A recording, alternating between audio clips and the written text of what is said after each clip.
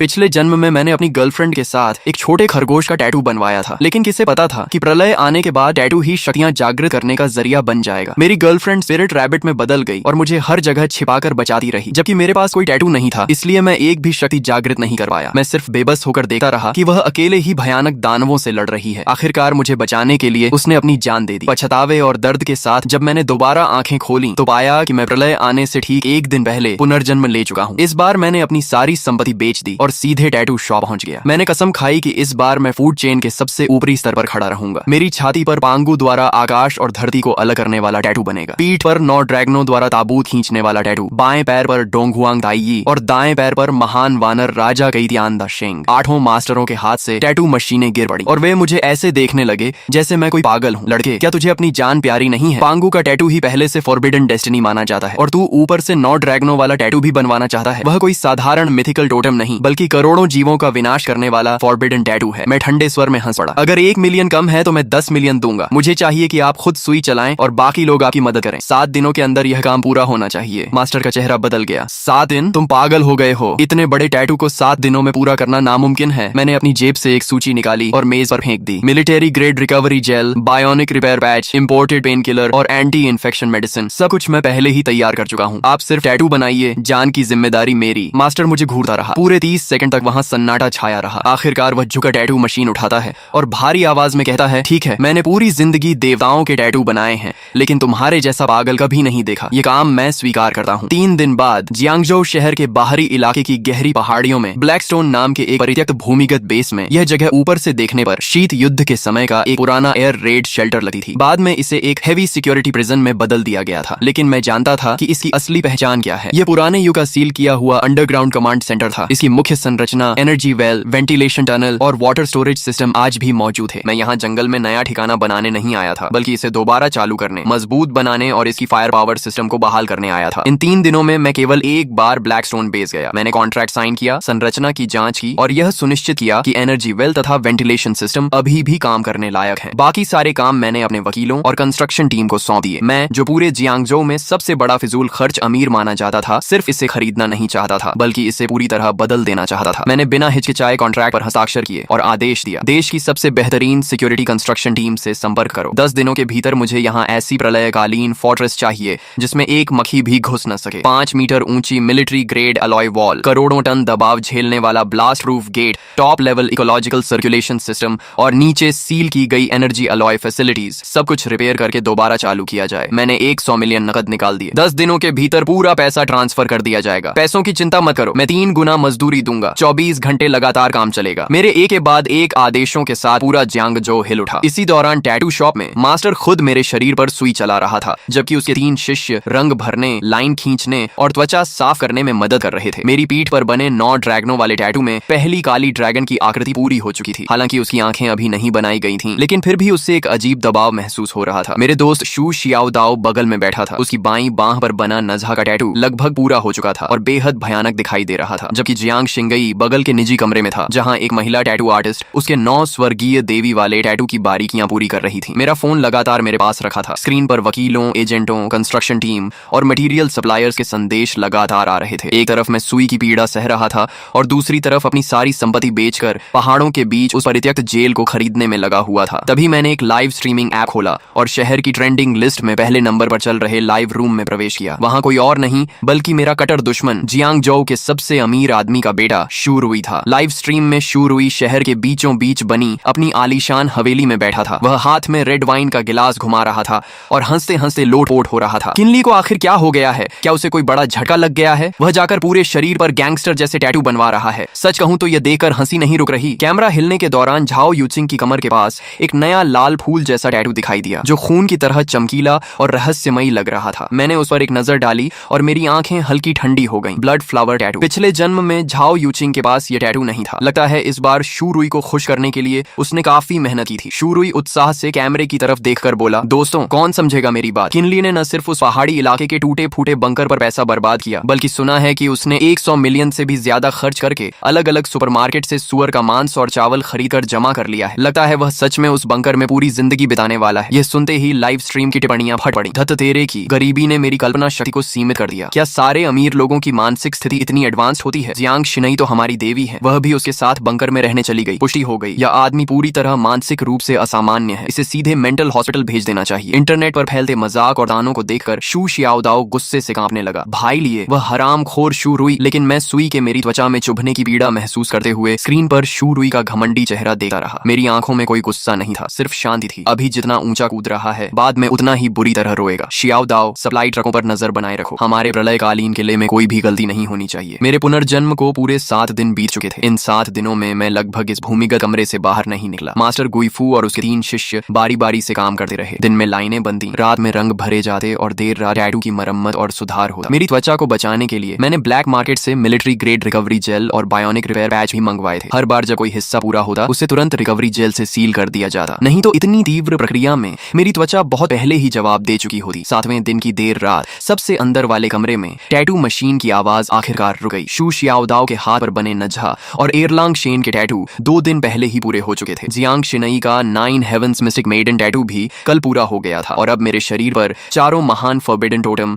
आखिरकार पूर्ण हो चुके थे। छाती पर पांगू द्वारा सृष्टि निर्माण, पीठ पर 9 ड्रैगनों द्वारा ताबूत खींचना, बाएं पैर पर डोंगहुआंग ताई और दाएं पैर पर महान वानर राजा। मास्टर गुइफू ने दस्ताने उतारे और मेरे शरीर पर बने चित्रों को देखकर लंबी सांस छोड़ी। पूरा हो गया। जिंदगी भर टैटू बनाए हैं, लेकिन इतना बड़ा काम कभी नहीं किया। पांगू, 9 ड्रैगन, डोंगहुआंग ताई और महान वानर राजा, सिर्फ इस एक सेट के दम पर पूरे जियांगजोउ के टैटू जगत में कोई भी मेरे गुइफू से ऊपर होने का दावा नहीं कर सकता। मैं कुर्सी से उठकर आईने के सामने खड़ा हो गया। 4 फॉरबिडन टोटम मेरे सीने, पीठ और पैरों पर फैले हुए थे। हर रेखा प्राचीन, भारी और धारदार लग रही थी। खासकर पीठ पर बना 9 ड्रैगनों वाला टैटू। 9 काले ड्रैगन दोनों ओर लिपटे हुए ऊपर उठ रहे थे। उनकी चमकदार शल्कें एक दूसरे पर चढ़ी हुई थीं। 9 पूंछें पीठ के बीचों बीच मिल रही थीं और एक प्राचीन काले ताबूत को खींच रही थीं। उस ताबूत पर रहस्यमयी जंजीरें लिपटी हुई थीं। हालांकि वह सिर्फ एक टैटू था, लेकिन उसे देखते ही दिल पर एक अजीब दबाव महसूस होता था। शू शियाओदाओ मेरे चारों ओर घूमकर देखने लगा और अनायास ही निगल गया। ये बहुत खतरनाक लग रहा है। अगर मैंने इसे अपनी आंखों से बनते हुए न देखा होता तो मुझे लगता कि यह रात को खुद ही जीवित हो जाएगा। मैंने कपड़े पहनकर अपने सारे टैटू ढक लिए। अभी ये सिर्फ टैटू हैं, लेकिन जब लाल चांद उतरेगा तभी ये सच में जागेंगे। शियाओदाओ चौंक गया। लाल चांद? मैंने कोई जवाब नहीं दिया, बस फोन निकालकर समय देखा। लाल चांद के आने में अब सिर्फ 12 दिन बाकी थे। चलो ब्लैकस्टोन बेस चलते हैं। अब समय आ गया है कि हम अपने प्रलयकालीन किले का निरीक्षण करें। 2 घंटे बाद हम जियांगजोउ शहर के बाहरी पहाड़ी इलाके में स्थित ब्लैकस्टोन बेस पहुंच गए। वहां का प्रारंभिक निर्माण पूरा हो चुका था। भूमिगत वेंटिलेशन सिस्टम,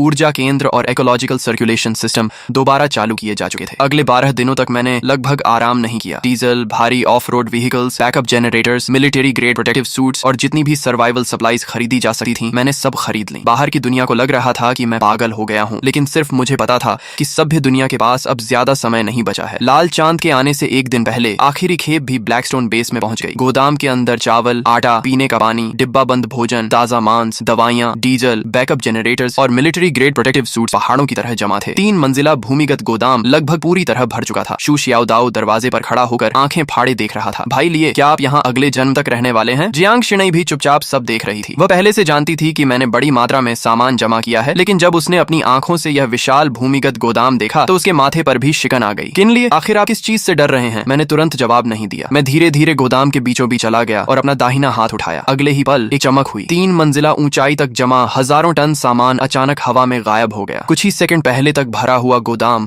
अब पूरी तरह खाली था। वहां सिर्फ भारी सामान के दबाव से बने निशान और हवा में बची डीजल तथा अनाज की गंध रह गई थी। शू शियाओदाओ वहीं जम गया। पहले उसने पलकें झकाईं, फिर आंखें मल लीं और आखिर में दौड़कर गोदाम के बीच पहुंच गया। खाली जमीन के चारों ओर 3 चक्कर लगाने के बाद वह अचानक मेरी तरफ मुड़ा। उसकी आवाज तक बदल गई थी। धत तेरे की, सामान कहाँ गया? इतना बड़ा गोदाम भरा हुआ था। मैंने बस एक बार आंख बंद करके खोली और हजारों टन सामान गायब हो गया। यह कोई जादू है क्या? जियांग शिनई की प्रतिक्रिया शियाओदाओ जितनी नाटकीय नहीं थी, लेकिन उसकी हमेशा शांत रहने वाली आंखों में भी साफ झटका दिखाई दे रहा था। वह धीरे धीरे मेरे सामने आकर खड़ी हो गई। भाई लिए, आखिर ये सब क्या है? मैं कुछ देर चुप रहा। अब सच छिपाने का कोई मतलब नहीं था। लाल चांद के आने में 24 घंटे से भी कम समय बचा था। उन्हें सच्चाई जाननी ही थी। मैंने धीरे से कहा, ये एक पॉकेट स्पेस है। इसका संबंध मेरे शरीर में हुए कुछ विशेष बदलावों से है। पुनर्जन्म की बात मैंने अभी पूरी तरह नहीं बताई। भरोसे की कमी नहीं थी, लेकिन अभी बहुत ज्यादा सच बताना उनके मानसिक दबाव को बढ़ा देता। मैंने आगे कहा, तुम्हें सिर्फ इतना जानना है कि यह स्पेस बड़ी मात्रा में सामान स्टोर कर सकता है। इसके अंदर समय लगभग रुक जाता है। खाना खराब नहीं होगा, दवाइयां एक्सपायर नहीं होंगी, डीजल, हथियार और कीमती धातुएं भी लंबे समय तक सुरक्षित रह सकती हैं। शू शियाओदाओ का मुंह खुला का खुला रह गया। तो आपने इतना सारा सामान गोदाम में रखने के लिए नहीं खरीदा था, बल्कि अपने साथ लेकर चलने के लिए खरीदा था। भाई लिए, आखिर आप हमसे क्या छिपा रहे हैं? मैंने गहरी सांस ली और धीरे से कहा, कल रात जब लाल चांद आसमान में उतरेगा तब तुम सब कुछ जान जाओगे। कल रात ठीक 12 बजे आसमान का चांद खून की तरह लाल हो जाएगा। उस उसके तुरंत बाद धरती की गहराइयों से काला धुंध निकलेगा और पूरी दुनिया को ढक लेगा। सभी जानवर और पौधे पागलों की तरह म्यूटेट हो जाएंगे और इंसानों को खाने वाले राक्षस बन जाएंगे। पौधे जीवित लोगों को निगल जाएंगे। शहर कुछ ही घंटों में अपना सारा ऑर्डर खो देंगे और मानव सभ्यता एक ही रात में ढह जाएगी। गोदाम के अंदर मौत जैसी खामोशी छा गई। शू शियाओदाओ के होंठ हिले, लेकिन इस बार उसने कोई मजाक नहीं किया, क्योंकि अभी कुछ मिनट पहले ही उसने अपनी आंखों से हजारों टन सामान को हवा में गायब होते देखा था। उस दृश्य ने उसकी पूरी समझ और तर्क को तोड़ दिया था। जियांग शिनई ने भी कोई विरोध नहीं किया। वह सिर्फ मेरी आंखों में देखती रही और धीरे से बोली, सबूत। मैंने शांत स्वर में जवाब दिया, जो तुमने अभी देखा वह उन्हीं सबूतों में से एक है, और दूसरा सबूत तुम्हारे शरीर पर बने टैटू हैं। जियांग शिनई ने अनायास अपने शरीर पर बने टैटू की तरफ देखा। मैं आगे बोला, लाल चांद की ऊर्जा इंसानों के शरीर पर बने टैटू को सक्रिय कर देगी। वे साधारण टैटू नहीं रहेंगे, बल्कि असली टोटम एवेटार बन जाएंगे। सामान्य टैटू सिर्फ सबसे साधारण फिजिकल एनहांसमेंट देंगे। भयानक पशुओं के टैटू बीस्ट ट्रांसफॉर्मेशन की शक्ति देंगे, जबकि मिथिकल टोटम असली एवेटार जागृत करेंगे। जितना अधिक प्राचीन और पूर्ण टोटम होगा, उसकी डेस्टिनी उतनी ही शक्तिशाली होगी, और जागृत होने के बाद उसकी ताकत उतनी ही भयानक होगी। शू शियाओदाओ अचानक समझ गया, तो आपने मुझे नजहा और एयरलांग शेन के टैटू इसलिए बनवाए ताकि मैं जीवित रह सकूं? मैंने सिर हिलाया। तुम्हारे नजहा और एयरलांग शेन दोनों टॉप लेवल मिथिकल टोटम हैं। अगर तुम लाल चांद की अवेकनिंग को सहन कर गए तो अधिकांश अवेकनर्स से कहीं ज्यादा शक्तिशाली बन जाओगे। फिर मैंने जियांग शिनई की तरफ देखा। शिनई, तुम्हारा 9 heavens mystic maiden totem attack, defence, purification और बैटलफील्ड कमांड जैसी कई हाई लेवल एबिलिटीज देता है। भविष्य में मेंटल करोजन, पॉइजन, पोल्यूशन और स्पिरिचुअल इरोजन जैसी शक्तियां बढ़ती जाएंगी। उस समय तुम्हारा टोटम बेहद महत्वपूर्ण होगा। जियांग शिनई ने गहरी सांस ली। अब उसके चेहरे से अविश्वास धीरे धीरे गायब हो रहा था और उसकी जगह तनाव ले रहा था। तो तुमने अपनी सारी संपत्ति बेची, ब्लैकस्टोन बेस खरीदा, इतने सारे रिसोर्सेज जमा किए और हमें टैटू बनवाए। ये सब कोई अचानक लिया गया फैसला नहीं था। तुम्हें पहले से पता था कि कुछ बड़ा होने वाला है। मैंने कोई जवाब नहीं दिया, लेकिन मेरी चुप्पी ही सबसे बड़ा उत्तर थी। तभी शू शियाओदाओ का चेहरा अचानक बदल गया। रुको, भाई लिए तो मेरे माता पिता का क्या? वे अभी भी शहर के दक्षिणी इलाके में अपनी रिपेयर शॉप पर हैं। मैंने तुरंत कहा, घबराओ मत, मैंने पहले ही लोगों को उन्हें लेने भेज दिया है। शू शियाओदाओ स्तब्ध रह गया। क्या कहा? मैंने फोन स्क्रीन उसकी तरफ घुमा दी। उस पर सिक्योरिटी कॉन्वॉय का रियल टाइम वीडियो चल रहा था। एक काली आर्मर्ड बिजनेस व्हीकल पुराने दक्षिणी इलाके की सड़क पर खड़ी थी। दरवाजा खुला और 2 ब्लैक कॉम्बैट यूनिफॉर्म पहने हुए सुरक्षाकर्मी एक मध्यम आयु के दंपति को अंदर बैठा रहे थे। आदमी की लंबाई साधारण थी, उसकी त्वचा धूप में जली हुई थी और उसके हाथों पर वर्षों तक गाड़ियों की मरम्मत करने के कारण तेल और ग्रीस के निशान जमे हुए थे। उन्हें देखते ही शू शियाओदाओ की आंखें लाल हो गईं। मैंने धीरे से कहा, मैंने ब्लैकस्टोन बेस के मेंटेनेंस और लॉजिस्टिक स्टाफ की जरूरत का बहाना बनाकर पहले ही अंकल और आंटी से संपर्क कर लिया था। उन्हें प्रलय के बारे में कुछ नहीं पता। वे सिर्फ इतना जानते हैं कि मैं उन्हें कुछ दिनों के लिए ऊंची सैलरी पर काम पर रख रहा हूँ। कन्वॉय 20 मिनट में यहाँ पहुंच जाएगी। शू शियाओदाओ के होंठ कांपे, लेकिन काफी देर तक उसके मुंह से कोई शब्द नहीं निकला। पिछले जन्म में लाल चांद के आने के बाद वह अपनी जान जोखिम में डालकर शहर के दक्षिणी इलाके में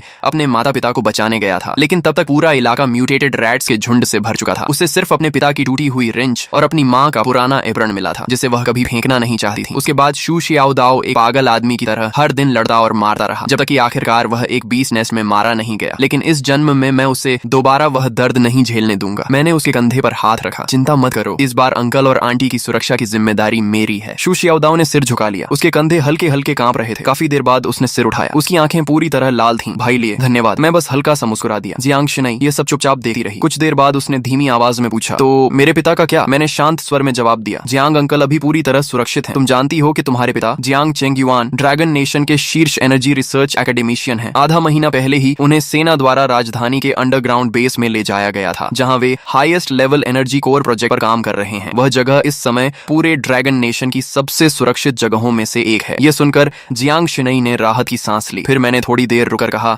जहां तक तुम्हारी माँ की बात है, मेरी आवाज धीमी पड़ गई। जियांग शिनई की माँ का कई साल पहले बीमारी के कारण निधन हो चुका था। यह हमेशा उसके दिल का सबसे गहरा घाव रहा था। जियांग शिनई ने आगे कोई सवाल नहीं पूछा। उसने बस हल्के से सिर हिला दिया। मैं समझ गई। मैंने उन दोनों की तरफ देखा और गंभीर आवाज में कहा, अब से ब्लैकस्टोन बेस पूरी तरह बंद रहेगा। कोई भी इस बेस से बाहर नहीं जाएगा। शू शियाओदाओ ने गहरी सांस ली और सिर हिला दिया। जियांग शिनई ने भी अनजाने में अपनी पीठ पर बने 9 हेवंस मिस्टिक मेडन के टैटू को छुआ। मैंने सिर उठाकर बेस के बाहर फैली रात की ओर देखा। सारी तैयारियां पूरी हो चुकी थीं। अब सिर्फ सही समय का इंतजार था। अगली सुबह ब्लैकस्टोन बेस के अंडरग्राउंड लिविंग एरिया में शू शियाओदाओ के माता पिता को सबसे सुरक्षित लिविंग कैबिन में रखा गया था। शू जियानगुओ अपनी जवानी में सैनिक रह चुके थे। हालांकि उन्हें यह नहीं पता था कि क्या होने वाला है, लेकिन बेस की सुरक्षा व्यवस्था देकर उन्होंने तुरंत महसूस कर लिया कि कुछ असामान्य है। उन्होंने ज्यादा सवाल नहीं किए, बस शू शियाओदाओ के कंधे पर हाथ रखकर कहा, प्रेसिडेंट चिन के साथ रहो और मेहनत से काम करो। दूसरी ओर ली गुइलान सुबह से ही किचन में व्यस्त थीं। उन्होंने हम सबके लिए गर्मा गर्म डम्पलिंग्स का एक बड़ा बर्तन तैयार किया। शू शियाओदाओ खाते खाते आंखें लाल कर बैठा, लेकिन कुछ बोला नहीं, क्योंकि प्रलय आने से पहले घर का ऐसा गर्म खाना खाना बहुत से लोगों के लिए आखिरी सपना साबित होने वाला था। पिछली रात ही मैं सारी बची हुई सप्लाईज को पॉकेट स्पेस में रख चुका था। ब्लैकस्टोन ब्लैकस्टोन बेस का आखिरी हेवी कार्बन अलॉय गेट भी तड़के पूरी तरह सील कर दिया गया था। पूरा अंडरग्राउंड फोर्ट्रेस रोशनी से जगमगा रहा था। वर्षों से बंद पड़ा अंडरग्राउंड एनर्जी कोर अपूरी क्षमता से चल रहा था। मॉनिटरिंग स्क्रीन पर बाहर की दुनिया का 360 डिग्री व्यू दिखाई दे रहा था। शू शियाओदाओ हाथ में डंपलिंग्स का कटोरा लेकर मॉनिटर देख रहा था, जबकि जियांग शिनई विशाल स्क्रीन के सामने खड़ी होकर बाहरी डिफेंस सिस्टम की जांच कर रही थी। उसके शरीर पर बना 9 हेवंस मिस्टिक मेडन का टैटू पूरी तरह ठीक हो चुका था। उसकी ठंडी और शांत आभा में अब एक तेज धार जैसी शक्ति जुड़ गई थी। उसी समय मेरे फोन पर ट्रेंडिंग न्यूज का नोटिफिकेशन आया। शू रुई ने फिर से लाइव स्ट्रीम शुरू कर दी थी। स्क्रीन पर वह अब भी शहर के बीचों बीच बने अपने आलीशान विला में एक भव्य पार्टी कर रहा था। क्रिस्टल शैंडलियर्स, शैंपेन टावर, संगीत, सुंदर लड़कियां और अमीर घरानों के युवक युवतियां पूरे माहौल को अत्यंत शानदार बना रहे थे। मैंने समय देखा। लाल चांद के आने में अब 1 घंटे से भी कम समय बचा था। शू रुई ने झाओ यूचिंग को अपनी बाहों में लेकर कैमरे की तरफ देखा और हंसते हुए बोला, दोस्तों देखा आपने, वह पागल के लिए अब तक शायद किसी पहाड़ी बंकर में छिप चुका होगा। उसने अपनी संपत्ति बेच दी, टनों मांस और चावल खरीद लिए और जियांग शिनई को भी टैटू बनवाने ले गया। क्या उसे सच में लगता है कि दुनिया खत्म होने वाली है? झाओ यूचिंग उसके सीने से लगकर हंस पड़ी। यंग मास्टर शू, सच कहूं तो मैं भी देखना चाहती हूँ कि कल किनली अपनी बेइज्जती कैसे संभालेगा। शू रुई ने हाथ में पकड़ा वाइन ग्लास हिलाया और भी जोर से हंस पड़ा। अगर आज रात कुछ नहीं हुआ तो कल मैं खुद लोगों को लेकर उस पहाड़ी बंकर में जाऊंगा, उसका पूरा बंकर तोड़ दूंगा और फिर उसे अपने हाथों से मेंटल हॉस्पिटल भेजूंगा। लाइव स्ट्रीम में लाखों लोग हंस रहे थे। पूरा चैट रूम मजाक और तानों से भरा हुआ था, लेकिन ब्लैकस्टोन बेस के अंदर सिर्फ एनर्जी कोर की गूंज सुनाई दे रही थी। मैंने अपनी घड़ी की ओर देखा। 23:50। लाल चांद के आने में सिर्फ 10 सेकंड बाकी थे। बाहर की दुनिया अब भी जश्न मना रही थी, जबकि हमारे बेस के भीतर सन्नाटा पसरा हुआ था। 10:09:8। मैंने धीरे से हाथ में पकड़ा कांटा और चम्मच नीचे रख दिया। 3-2-1। जैसे ही काउंटडाउन समाप्त हुआ, पूरी पृथ्वी के भीतर से आती हुई एक प्राचीन और भयावह गूंज सुनाई दी। वो पूरा ग्रह जोर से कांप उठा। लाइव स्ट्रीम में अभी तक हंस रहा शू रुई अचानक चुप हो गया, क्योंकि उसकी विला की विशाल खिड़की के बाहर दिखाई देने वाला चमकता हुआ चांद एक पल में रक्त जैसा लाल हो चुका था। वह किसी विशाल खून से भरी आंख की तरह आसमान में लटक गया था, मानो पूरी मानवता को घूर रहा हो। इसके तुरंत बाद धरती के नीचे से घना काला धुआं निकलने लगा और कुछ ही क्षणों में पूरे जियांगजो शहर को ढक लिया। थत तेरे की, यह क्या है? चांद सच में लाल हो गया। लाइव स्ट्रीम में शू रुई की चीख गूंज उठी। उसके हाथ का वाइन ग्लास जमीन पर गिरकर टूट गया, लेकिन उसे इसका एहसास तक नहीं हुआ। तभी स्क्रीन पर जाओ यूचिंग की गोद में बैठा प्योर ब्रेड पूडल अचानक एक भयानक गर्जना करने लगा। लाखों दर्शकों की आंखों के सामने उसका शरीर गुब्बारे की तरह फूलने लगा। उसके शरीर पर काले बाल उग आए, आंखें लाल हो गईं और मुंह में रेजर जैसी नुकीली दांत निकल आए। अगले ही पल वह म्यूटेटेड पूडल झाओ यूचिंग पर झपटा। उसके पंजों ने झाओ यूचिंग के कंधे को चीर दिया और उसे जमीन पर पटक दिया। कैमरा बुरी तरह हिलने लगा। चीखें पूरे लाइव स्ट्रीम में गूंज उठी। यंग मास्टर शू, मुझे बचाइए! झाओ यूचिंग का चेहरा डर से सफेद पड़ चुका था। उसने मदद के लिए शू रुई की तरफ हाथ बढ़ाया, लेकिन शू रुई पहले ही भय से कांप रहा था। दूर रहो, मेरे पास मत आओ। वह घबराकर पीछे हटा और यहाँ तक कि उसने झाओ यूचिंग का हाथ भी लात मारकर दूर कर दिया। फिर वह सीढ़ियों की ओर भाग गया। झाओ यूचिंग जमीन पर गिरी हुई थी। उसके कपड़े खून से लाल हो रहे थे और उसका पूरा शरीर कांप रहा था, लेकिन उसे जवाब में सिर्फ शू रुई की भागती हुई पीठ दिखाई दी। म्यूटेटेड पूडल फिर से उसकी तरफ बढ़ने लगा। उसकी रक्तिम आंखें उसी पर टिकी हुई थीं। लाइव स्ट्रीम की टिप्पणियां पागलों की तरह चल रही थीं। कोई उसे बचाओ। शू रुई खुद भाग गया। अभी तक तो प्यार की बातें कर रहा था, सब खत्म हो गया। झाओ यूचिंग की आंखों में बची हुई उम्मीद धीरे धीरे खत्म हो गई। उसकी जगह गहरा क्रोध और नफरत भर गई। उसी क्षण उसकी कमर पर बना blood red spider lily tattoo चमक उठा। लाल प्रकाश की लहरें उसके शरीर से निकलने लगीं। एक एक करके लाल फूलों की पंखुड़ियां हवा में प्रकट होने लगीं। उसके पीछे रक्त रंग के फूलों का विशाल समुद्र उभर आया। पूरा दृश्य सुंदर भी था और भयावह भी। उसने ठंडी आवाज में कहा, तुम भी मुझे छोड़कर चले गए? सीढ़ियों तक पहुंच चुका शू रुई ये सुनकर रुक गया। वह पलटा और अगले ही क्षण उसका चेहरा सफेद पड़ गया। झाओ यूचिंग के नीचे असंख्य स्पाइडर लिलीज खिल चुकी थीं। वे जीवित प्राणियों की तरह हिल रही थीं। फूलों की बेलें आगे बढ़ीं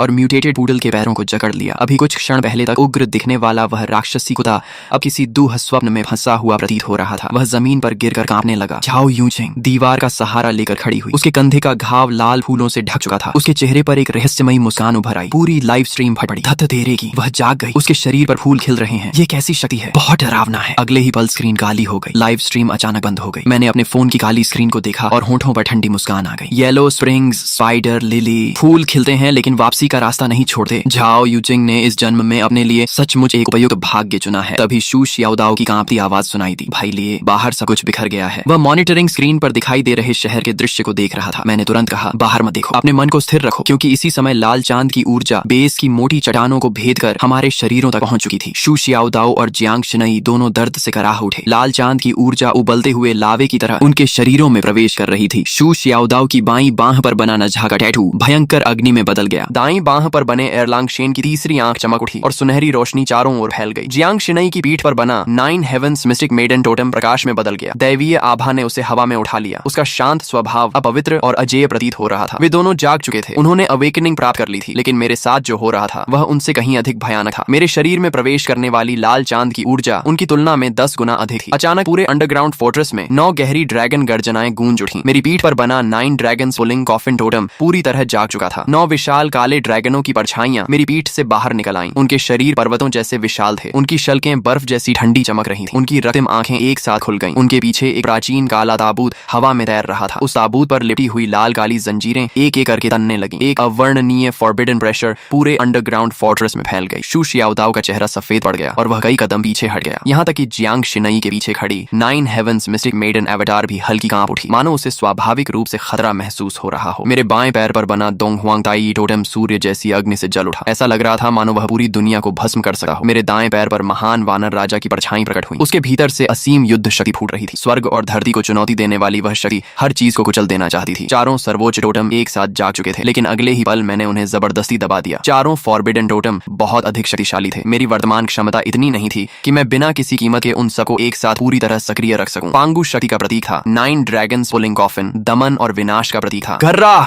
म्यूटेटेड बोर किंग ने एक भयानक दहाड़ लगाई और चारों पैरों से पूरी ताकत के साथ मेरी ओर दौड़ पड़ा। उसका विशाल शरीर किसी हैवी टैंक की तरह जमीन को रौंदता हुआ मेरी तरफ आ रहा था। भाई लिए सावधान, ये लेवल 1 पीक बीस्ट किंग है। शू शियाओदाओ अनायास मेरी मदद के लिए आगे बढ़ने लगा। पीछे हटो, मैंने ठंडी आवाज में सिर्फ 2 शब्द कहे। मैं अपनी जगह से टस से मस नहीं हुआ। न मैं पीछे हटा और न ही बचने की कोशिश की। ठीक उसी क्षण जब बोर किंग के भाले जैसे नुकीले दांत मेरी छाती को भेदने वाले थे, मैंने हरकत की। कोई जटिल टेक्निक नहीं, कोई शानदार चाल नहीं। मैंने बस अपना दाहिना हाथ उठाया और मुट्ठी बांध ली। पांगु की शक्ति, मैंने मन ही मन कहा। मेरी छाती पर बना पांगु टोटेम अचानक गहरे सुनहरे प्रकाश से चमक उठा। एक धुंधली प्राचीन दैत्याकार आकृति मेरी मुट्ठी पर इकट्ठी होने लगी। अगले ही पल मैंने मुक्का चलाया। धड़ाम! कई टन वजनी म्यूटेटेड बोर किंग चीखने तक का मौका नहीं पा सका। उसका विशाल शरीर कीचड़ की तरह जमीन पर गिर पड़ा। एक ही मुक्के में लेवल 1 पीक बीस्ट किंग का इंस्टेंट किल। उसी समय मेरी पीठ से 9 गहरी ड्रैगन गर्जनाएं सुनाई दी। 9 ड्रैगन पुलिंग कॉफिन की विशाल छाया मेरे पीछे प्रकट हो गई। 9 काले ड्रैगनों ने धीरे धीरे अपनी रक्तिम आंखें खोली और उस प्राचीन काले ताबूत को खींचते हुए आकाश में मंडराने लगे। 9 ड्रैगन सप्रेशन! मेरी आवाज गूंजी। गड़गड़ा! काले ताबूत की छाया हल्के से कांपी। अगले ही पल ऐसा दबाव फैला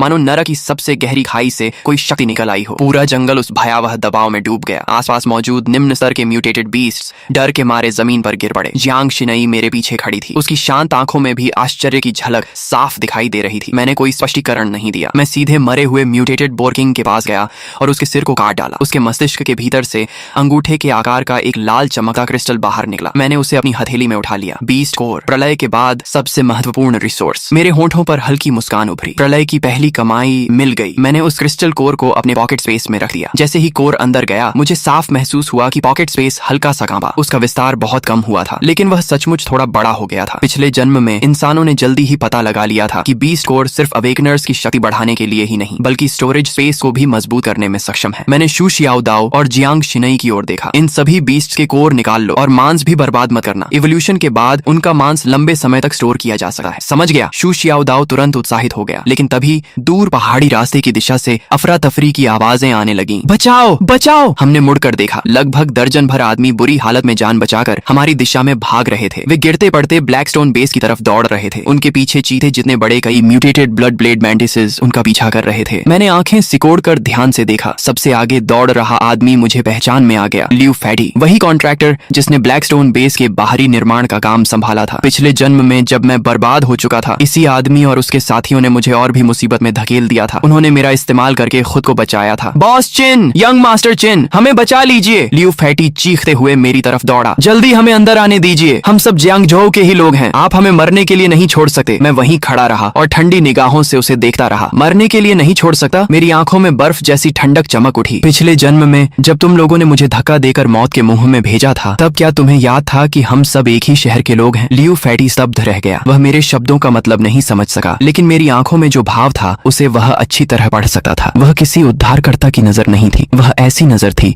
जो मृत व्यक्ति को देखती है। मैंने धीरे धीरे अपना दाहिना हाथ उठाया। मेरा बंकर कचरे को अंदर नहीं आने देता, इतना कहकर मैंने उंगलियां चटकाई। अगले ही पल ब्लैकस्टोन बेस के बाहर लगी विशाल अलॉय वॉल अचानक सक्रिय हो गई। करोड़ों वोल्ट की हाई वोल्टेज इलेक्ट्रिसिटी दीवार पर दौड़ गई। सबसे आगे दौड़ रहे ब्लड ब्लेड मैंटिसेस सीधे बिजली की चपेट में आ गए। धड़ाम धड़ाम धड़ाम, कई म्यूटेटेड मैंटिसेस हवा में उछल गए और जलते हुए दूर जा गिरे। लियू फैटी का चेहरा पल भर में राख की तरह सफेद पड़ गया। लियू फैटी डर के मारे जमीन पर गिर पड़ा। यंग मास्टर चिन, मुझसे गलती हो गई, मैं सच में गलत था, लेकिन मैंने उसकी ओर दोबारा देखा तक नहीं। मैं बेगुनाहों का बेवजह कत्ल नहीं करता, लेकिन दुश्मनों को नहीं बचाता और बुरे लोगों को जरूर खत्म करता हूँ। मैं मुड़कर वापस बंकर की ओर चला गया। मेरे पीछे भारी अलॉय गेट धीरे धीरे बंद हो गया। दरवाजे के बाहर से आती चीखें और भगदड़ की आवाजें जल्द ही अंधेरे और म्यूटेटेड बीस्ट के बीच गायब हो गईं। लाल चांद के आने के तीसरे दिन बाहरी दुनिया पूरी तरह नरक बन चुकी थी। शहर के बीचों बीच हर तरफ टूटी हुई गाड़ियां और खंडहर बिखरे पड़े थे। आवारा बिल्लियां और कुत्ते बैलों जितने बड़े हो चुके थे और झुंड बनाकर सड़कों पर बचे हुए इंसानों का शिकार कर रहे थे। लेकिन इसी समय ब्लैकस्टोन बंकर के अंदर मक्खन वाले हॉट पॉट की खुशबू फैली हुई थी। शू शियाओदाओ मुंह में भरा हुआ खाना चबाते हुए बोला, भाई लिए, अगर प्रलय में रोज ऐसा खाना मिले तो मुझे कोई दिक्कत नहीं है। जियांग शिनई ने उसे घूर कर देखा। जरा बाहर जाकर देखो, फिर बोलना। शू शियाओदाओ तुरंत चुप हो गया। मैंने ठंडी बीयर का घूंट लिया और सोफे पर टिक गया। तभी अचानक तेज अलार्म बज उठा। बीप बीप बीप, चेतावनी, बाहरी सुरक्षा क्षेत्र में बड़ी संख्या में हीट सोर्सेज पाए गए हैं। मैंने तुरंत मॉनिटरिंग स्क्रीन चालू की। बंकर से लगभग 1 किलोमीटर दूर पहाड़ी रास्ते पर काले बादल की तरह लोगों की भीड़ हमारी ओर बढ़ रही थी। कम से कम 500 से 600 लोग थे। उनके हाथों में मचेटीज, स्टील पाइप्स और कई लोगों के पास ऑटोमेटिक राइफल्स थी। सबसे आगे एक गंजा भारी शरीर वाला आदमी चल रहा था,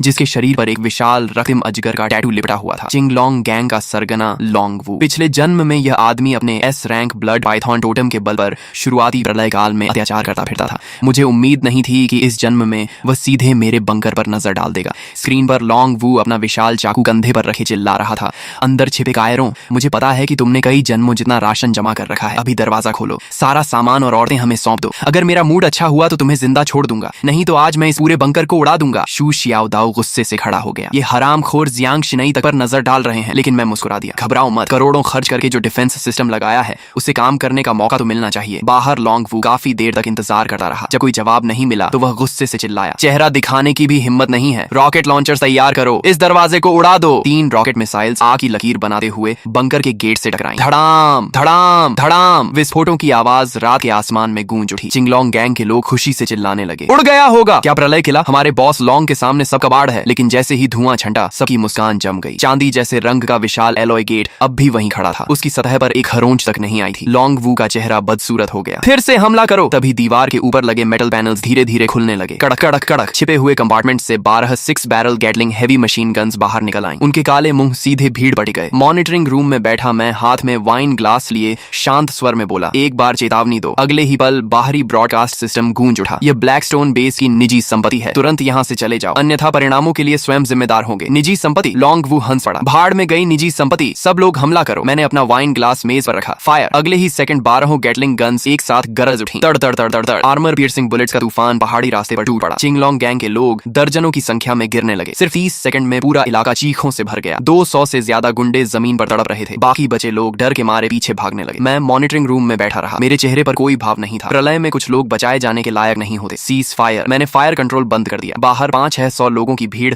अब आधे से भी कम रह गई थी। लोंग वू खून से लथपथ उठ खड़ा हुआ। कमीने, मैं तुझे जिंदा नहीं छोड़ूंगा। उसका पूरा शरीर रक्तिम शल्कों से ढका हुआ था। S rank blood Python awakener होने के कारण उसकी लाइफ फोर्स और डिफेंस असाधारण थी। साधारण गोलियां उसे आसानी से नहीं मार सकती थीं। अर्थ टाइप अवेकनर्स, सुरंग खोदो, आज अंदर के लोगों को मारे बिना वापस नहीं जाएंगे। पंगोलिन टैटू वाले कई अवेकनर्स तुरंत जमीन खोदने लगे। मैंने स्क्रीन देखकर ठंडी हंसी हंसी। मरने की जल्दी है इन्हें। मैं उठ खड़ा हुआ। शियाओदाओ, शिनई, बेस संभालो, मैं बाहर का कचरा साफ करके आता हूँ। भारी अलॉय गेट धीरे धीरे खुल गया। मैं अकेला बाहर निकल आया। लोंग वू ठहाका मारकर हंसा। आखिर मौत स्वीकार करके बाहर आ ही गया। उसके इशारे पर 200 से ज्यादा बचे हुए गुंडे हथियार लेकर मेरी ओर टूट पड़े। मैं वहीं खड़ा रहा। फिर मैंने धीरे धीरे अपना बायां पैर आगे बढ़ाया। बाएं पैर पर बना दोंगहुआंग तई टोटम गहरे सुनहरे प्रकाश से चमक उठा। ऐसी गर्मी फैलने लगी मानो पूरी दुनिया पिघल जाएगी। Solar true fire. मैंने पैर जमीन पर दे मारा। धड़ाम, सुनहरी आग का समुद्र चारों ओर फैल गया। सबसे आगे दौड़ रहे दर्जनों गुंडे छूते ही हवा में उछल गए। जमीन काली पड़ गई। लोहे के हथियार पिघलकर तरल धातु बन गए। इतनी भयानक गर्मी थी कि कोई मेरे पास आने की हिम्मत नहीं कर सका। सिर्फ एक बार में 200 से ज्यादा लोग पूरी तरह टूट गए। कुछ ही सेकंड में पूरा मैदान खाली हो गया। अब वहां सिर्फ लोंग वू अकेला खड़ा था। उसके घुटने कांप रहे थे। फिर वह धड़ाम से घुटनों के बल गिर पड़ा। राक्षस, तू आखिर है क्या? मैं उसकी ओर बढ़ने लगा। हर कदम के साथ उसका मानसिक संतुलन टूटा जा रहा था। असंभव, ये किसी एफ रैंक अवेकनर की ताकत नहीं हो सकती। असंभव। अचानक उसकी आंखों में पागलपन चमक उठा। उसने अपनी जीभ काटी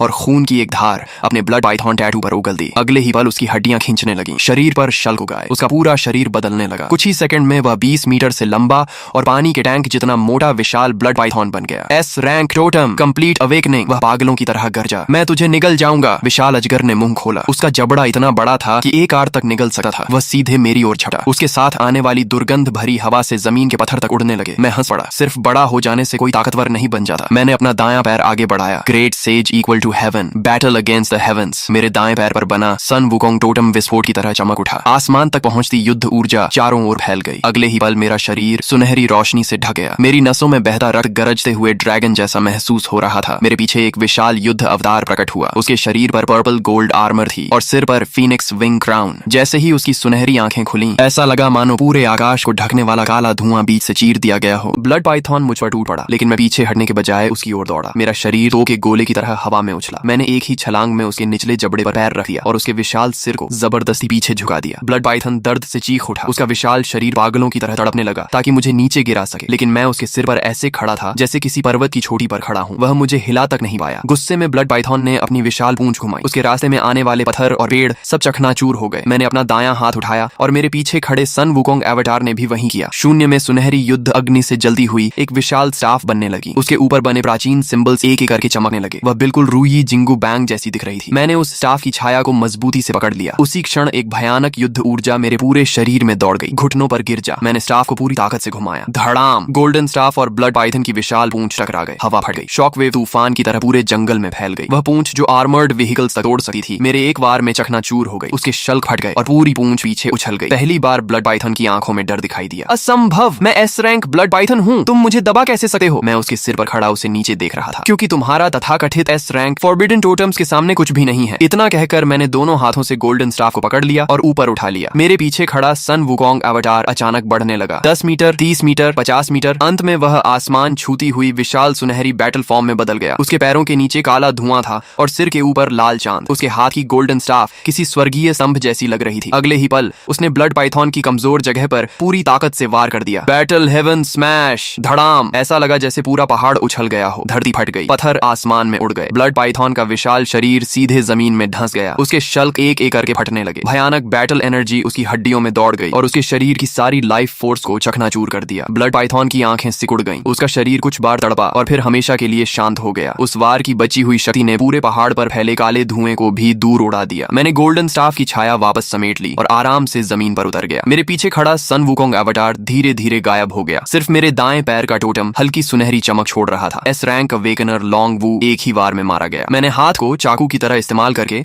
ब्लड पाइथन का सिर काटा और उसके अंदर से गहरी लाल रोशनी छोड़ता हुआ 20 कोर निकाल लिया। बुरा नहीं है, एस रैंक टोटम से बना कोर किसी काम का तो है। मैंने उसे अपने पॉकेट स्पेस में रख लिया और वापस बंकर की ओर चल पड़ा। मेरे पीछे पड़े घायल और बचे हुए गुंडों में से किसी की भी हिम्मत नहीं हुई कि मेरी ओर नजर उठाकर देख सके। युद्ध खत्म होने के बाद मैंने सैकड़ों 20 कोर्स इकट्ठे किए। उनमें ज्यादातर लो लेवल कोर्स थे, लेकिन संख्या बहुत ज्यादा थी। जैसे जैसे उनकी ऊर्जा पॉकेट स्पेस में समाती गई, मैं साफ महसूस कर सकता था कि स्पेस लगातार बड़ा हो रहा है। मेरे शरीर की ओरिजिन पावर भी पहले से ज्यादा मजबूत होती जा रही थी। लेकिन सबसे बड़ी खुशी मुझे किसी और चीज से मिली। मेरी पीठ पर बना 9 ड्रैगन्स पुलिंग कॉफिन टोटम पहले से ज्यादा स्पष्ट हो गया था। उस प्राचीन काले ताबूत पर बंधी 9 स्टार चेन्स में से पहली चेन हल्की सी हिलने लगी थी। मैंने आंखें बंद की और टोटम से आती जानकारी को महसूस किया। 9 ड्रैगन्स पुलिंग कॉफिन सिर्फ सप्रेशन टाइप टोटम नहीं था। इसकी असली ताकत डिवावर करने में थी। 20 कोर्स को डिवावर करना, दुश्मनों के टोटम फ्रैगमेंट्स को डिवावर करना और हर उस एनर्जी को डिवावर करना जिसे शक्ति में बदला जा सके। फिर वही शक्ति मुझे वापस मिलती थी और मेरे शरीर, ओरिजिन पावर और पॉकेट स्पेस को मजबूत बनाती थी। इस एबिलिटी का नाम था कॉफिन डिवावर। लेकिन पहली चेन अभी पूरी तरह नहीं खुली थी। इसे पूरी तरह सक्रिय करने के लिए मुझे और भी हाई लेवल बीस्ट कोर चाहिए था। कम से कम level 5 beast core. Level 5 core. मैंने आंखें खोली और मुस्कुरा दिया। पिछले जन्म में रेड मून के आने के कुछ समय बाद ईस्ट सी में एक लेवल 5 सी बीस्ट दिखाई दिया था। वह लगभग पूरे जांगजो को नष्ट कर देता, लेकिन इस जन्म में उसका कोर मेरा होगा। दोस्तों, इस मैनहवा के अभी तक इतने ही पार्ट्स आए हैं। जैसे ही इसके आगे के पार्ट्स रिलीज होंगे, मैं उन्हें जल्दी ही इट्स युवा पर एक्सप्लेन